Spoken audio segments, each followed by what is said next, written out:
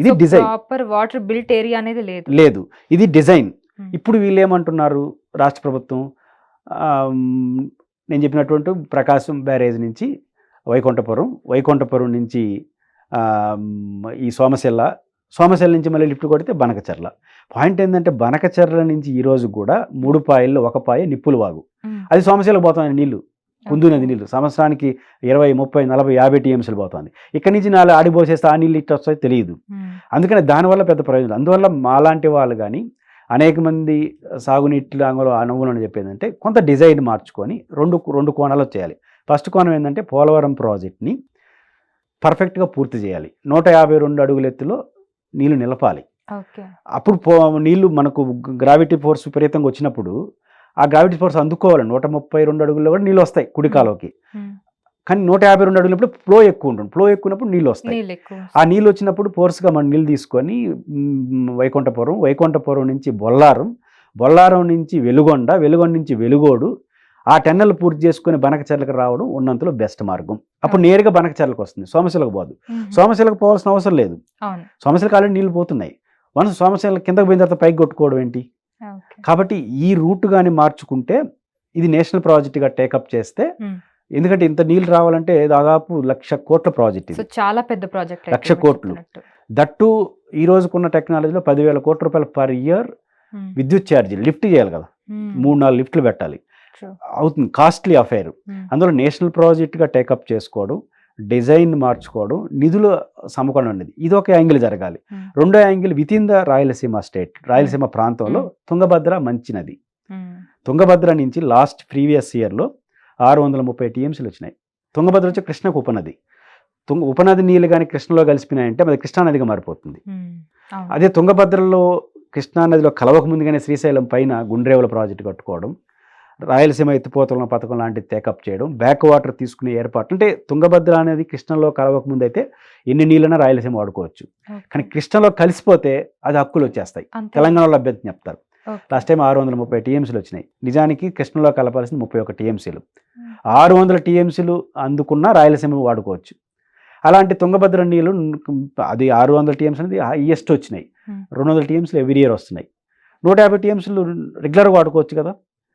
కాబట్టి దీన్ని కూడా ప్రయారిటీలు, అంటే రాయలసీమలో వితింద అవకాశం ఉన్నప్పుడు నీళ్ళు వాడుకుంటూ దాన్ని అడిషనల్గా తీసుకొని చేయగలిగితే అప్పుడు నిజమైన పరిష్కారం రాయలసీమకు లభిస్తుంది. కానీ ఇంట్లో ఉండే నీళ్లు వాడుకోవడానికి ఏమాత్రం ఇష్టం లేకుండా మేము చెప్తున్నటువంటి తుంగభద్ర ఇవన్నీ చేస్తే 30-40 వేల కోట్లతో అయిపోతుంది. దాన్ని అసలు పట్టించుకోకుండా దానికి పోతున్నారంటే సంథింగ్ ఈజ్ రాంగ్. మళ్ళీ మమ్మల్ని మోసం చేయడానికి ఏమన్నా ఈ కథలు చెప్తున్నారని అనుమానం దానికి వస్తుంది. ఓకే, సో ఇప్పుడు ప్రస్తావన వచ్చింది కాబట్టి గోదావరి బనకచెర్ల అనుసంధానం గురించి మాట్లాడుతున్నారు. ఇంకా పోలవరం ప్రాజెక్టే కంప్లీట్ కాకముందు దీని గురించి ప్రస్తావన వచ్చింది. అసలు పూర్తవుతుంది అంటారా?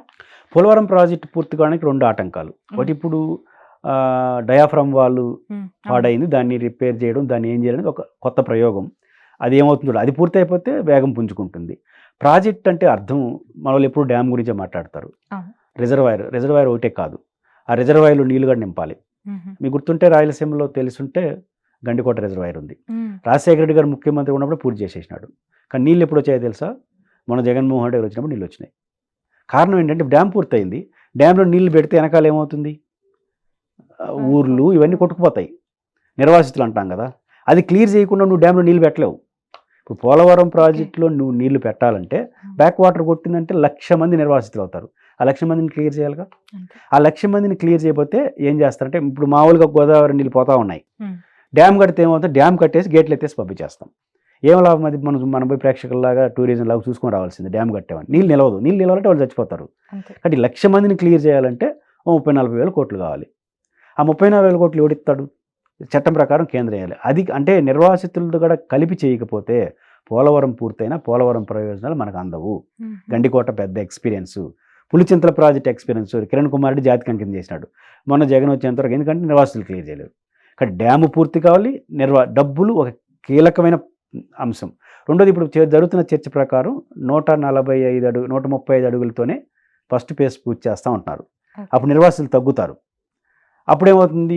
మనం కుడి కాలువ దవ్వాలి, ఎడం కాలువ దవ్వాలి, ప్లస్ ఇది క్లియర్ చేయాలి. కానీ నిధులు అనేది కీలకమైన సమస్యగా ఉంది పోలవరం. ఆ నిధులు క్లియర్ అయిపోతే పోలవరం నిధులు క్లియర్ అయిపోయి డయాఫ్రామ్ వాల్ సమస్య పరిష్కారం అయిపోతే Hmm. మనం వితిన్ 3-4 ఇయర్స్లో పోలవరాన్ని తెచ్చుకోవచ్చు. పోలవరం పూర్తి కాకుండా Hmm. ఈ పోలవరం టు బనకచర్ల అనేది ఆచరణ సాధ్యం. చర్చకి కూడా ఒకసారి ప్రకారం అంటే ఇప్పుడు ఈ చర్చల అన్ని పక్కన పెడితే ప్రస్తుతానికి పోలవరం కంప్లీట్ అయితే తప్ప గోదావరి మనకి బనకచెర్ల ప్రాజెక్ట్ అయితే స్టార్ట్ అవ్వదన్నమాట. స్టార్ట్ చేసినా కాలువలు దోక్కోవాల్సిందే. ఎందుకంటే ఇప్పుడు మీకు కుడి కాలువ ఉంది. కుడి కాలువనే చంద్రబాబు నాయుడు గారు పట్టిసీమ అని పేరు పెట్టాడు. పట్టిసీమ అంటే అర్థం ఏంటి? రాజశేఖర రెడ్డి గారు ముఖ్యమంత్రిగా ఉన్నప్పుడే కుడి కాలువ ఎడమ కాలువ రెండు దోయినాడు. చెప్పుకోదగ్గ ప్రాంతం. ఒక పక్క పోలవరం ప్రాజెక్ట్ స్టార్ట్ కాకముందు కానీ ఇది కూడా స్టార్ట్ చేసినాడు. దీంట్లో చంద్రబాబు గారు ముఖ్యమంత్రి వచ్చిన తర్వాత ఇప్పట్లో పోలవరం పూర్తిగా అని డైరెక్ట్గా చెప్పకుండా అది ఇప్పుడు అయ్యేడిగలేదు, లిఫ్ట్ పెట్టాడు. లిఫ్ట్ పెట్టి దాంట్లో కొట్టి కుడి కాలువలో దాన్ని తీసుకొచ్చి పోస్తున్నారు. అంటే పోలవరం పూర్తి కానంత వరకు లిఫ్ట్ తప్ప ఇంకొక మార్గం లేదు అని రుజువు అవుతుంది కదా. అంటే పోలవరం పూర్తి కాకపోతే పోలవరం ప్రాజెక్టు పూర్తి కావాలి, నిర్వాసితులు క్లియర్ కావాలి, అప్పుడే నీళ్లు నిలుపుతావు. నిలిపినప్పుడు మనకు గ్రావిటీతో వస్తాయి, ఎన్ని టీఎంసీలను తీసుకోవచ్చు. అయితే ఇది జరగాలి అంటే పోలవరం ప్రాజెక్ట్ పూర్తి జరగకపోతే ఏమవుతుంది? ఇప్పుడు పట్టిసీమ అయితే సంవత్సరానికి 40 టీఎంసీలు తెచ్చుకుంటున్నాము, అదే కంటిన్యూ అవుతుంది. దానికి వాళ్ళు కృష్ణా డెల్టా వాళ్ళగా చాలదు, మనకెట్టిస్తారు. కాబట్టి ఖచ్చితంగా పోలవరం సంపూర్ణంగా పూర్తి కావాలంటున్నాను. పూర్తి కావడం వేరు, సంపూర్ణంగా. సంపూర్ణ అంటే 2 పాయింట్లు. నిర్వాసితులు కంప్లీట్ పూర్తి కావాలి. ఇప్పుడు 135 అడుగుల్లో పెట్టేసి ఒక 10,000 కోట్లు పెట్టి కొంత నిర్వాసితులకి అనుకో తక్కువ ఫ్లో వస్తుంది. ఆ ఫ్లో వచ్చిన వాళ్ళకే సరిపోతుంది, కృష్ణా డెల్టాకి రాజధానికే సరిపోతుంది, వాళ్ళు రావు. అందువల్ల సంపూర్ణంగా పూర్తి కావాలంటే 152 అడుగుల ఎత్తులో నీళ్లు నిలపాలి, 1,00,00,000 మంది నిర్వాసితుల్ని క్లియర్ చేయాలి. ఆ రెండు జరిగితే పుష్కలంగా మనకు నీళ్ళు వస్తాయి. ఎందుకంటే మనకు చివర కదా పోలవరం అనేది, గోదావరికి నీళ్ళు మనం ఎంతోనో వాడుకోవచ్చు నీళ్ళు. ఆ రెండు జరగకుండా ఉంటే లిఫ్ట్ పెట్టుకోవాలి, ఆ లిఫ్ట్ 40-50 టీఎంసీల పైన కొట్టదు, అది వాళ్ళకే సరిపోతుంది, రాయలసీమకి రాదు. సో ఇప్పుడు మనం మాట్లాడుకున్నట్టుగా పోలవరం ప్రాజెక్టే కంప్లీట్ కాలేదు, మరి గోదావరి బనకచెర్ల అనుసంధానం గురించి మాట్లాడుతున్నాం. అసలు ఇది అయ్యే పనే అంటారా? అవ్వడం అంటే ఇప్పుడు పోలవరం ప్రాజెక్ట్ పూర్తి కాకుండా ఇంకో ప్రయత్నం ప్రభుత్వాలు చేస్తుంటాయి. ఇప్పుడు ఉదాహరణకు పోలవరం ప్రాజెక్ట్ పూర్తయిన తర్వాత ఈ కాలువలు మళ్ళీ స్టార్ట్ చేసే బదులు మళ్ళీ స్టార్ట్ చేసే సంవత్సరాలు పడుతుంది కదా. ఇప్పుడు 1,00,000 కోట్లు అనుకుంటున్నారు, అది పూర్తి అయ్యేసరికి 4-5 ఏళ్ళు పడుతుంది. మళ్ళీ కనీసం 1,50,000 కోట్లు అవుతుంది, ఖర్చు కూడా పెరుగుతుంది. అప్పుడు ప్రభుత్వం అనుకొని ఇప్పటి నుంచి ఈ పనులన్నీ చేసుకుంటా వచ్చి పోలవరం ప్రాజెక్ట్ పూర్తి అయిపోయిన వెంటనే లాగేవచ్చు కదా నీళ్లు. ఆలోచనతో ప్రభుత్వం వెళ్తే జరగచ్చు. అయితే భయం అంతా ఎక్కడ వస్తుంది? ఒకే చోట వస్తుంది. ఇప్పుడు పోలవరం ప్రాజెక్టు ఖర్చు ఎంత? పోలవరం ప్రాజెక్టు పూర్తవుతుందా అవదా అనే డౌట్లు మీకు నాకు వచ్చాయంటే కాస్ట్ ఎంత? 40,000 కోట్లు. 40,000 కోట్లు మనం ఇందుకు గుంజుకుంటున్నాము. 1,00,000 కోట్లు ఎక్కడి నుంచి వస్తాయి? 40,000 కోట్లు రాకుండా సాధ్యమేమో అని డౌట్తో పోలవరం ప్రాజెక్టు పూర్తవుతుందా లేదా అనేది మీరు అంటున్నారు. ఏమో నాకు డౌట్ అని నేను అంటున్నాను. వితిన్ 40,000 ఇది 1,00,000 కోట్లు కదా, అది కాకుండా అదనం చాలా పెద్ద ప్రాజెక్టు. మరి 1,00,000 కోట్లు ఎక్కడి నుంచి వస్తాయి? ఈ నిధులు అనేది ఎట్లా అనేది క్రూషియల్. అప్పుడు ఏం చేయాలి? నేషనల్ ప్రాజెక్ట్ కాదు, జాతీయ ఉంది కదా, జాతీయ నిధుల అనుసంధానం, అది కేంద్ర ప్రభుత్వాన్ని ఒప్పించి ఆ ప్రాజెక్టులో భాగంగా మనం తీసుకొని ప్రైవేట్ రంగంలో, గవర్నమెంట్ సెక్టార్లో, కేంద్ర ప్రభుత్వం ముగ్గురు కూడబలుపుకొని కానీ నిధులు తేగలిగితే మనకు ఇంకా అనుమతుల సమస్య, 2 రాష్ట్రాల మధ్య సమస్య, ఇంకా అదనం ఇవన్నీ చేసుకొని ముందుకెళ్తే ఈ ఫస్ట్ మన బేస్. ఇంకా అదనంగా ఇతర స్టేట్లు గొడవలు ఉంటాయిగా, అది పరిష్కరించుకోవాలి, సెకండరీ అవుతుంది. ఓకే.